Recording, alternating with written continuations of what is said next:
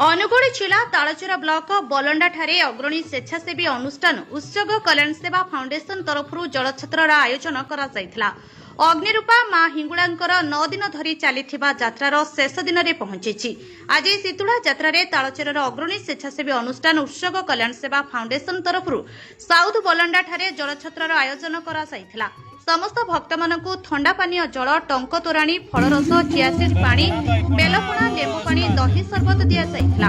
ଏଥିରେ ଅନୁଷ୍ଠାନର ପ୍ରତିଷ୍ଠାତା ଶରତ କୁମାର ସାହୁଙ୍କ ଅଧ୍ୟକ୍ଷତାରେ ସଦସ୍ୟ ଶିବ ସୁନ୍ଦର କର, ଓମ୍ ବେହେରା, ଶୁଭମ ବେହେରା, ସୌମ୍ୟରଞ୍ଜନ ନାହକ, ଗୌତମ ନାହକ, ସାଇକୃଷ୍ଣ ସାହୁ, ଶ୍ରଦ୍ଧା ସାହୁ, ମନୋଜ ପଟ୍ଟନାୟକ, ରାମଚନ୍ଦ୍ର ବେହେରା, ପିଣ୍ଟୁ ବେହେରା, ସୁଶାନ୍ତ ନାହକ, ସଞ୍ଜୟ ବାରିକ, ପଦ୍ମଲୋଚନ ଦୋରା, ରବି ସେଠୀ, ଶିବୁ ସେନାପତି, ଦିଲ୍ଲୀପ ସାହୁ, ଚଗଲା ପ୍ରଧାନ, ସୁମତ ବରାଡ, ସୁବାସ ବରାଡ, ମୋହନ ମୁନି, ଶିଶିରି ସିଆ ଜଳଛତ୍ର ଦେବାରେ ସାହାଯ୍ୟ କରିଥିଲେ।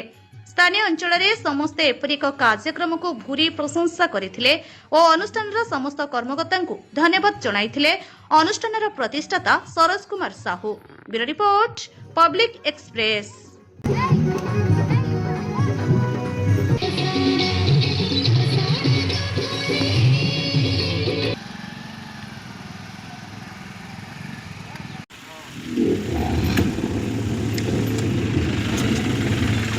Beautiful.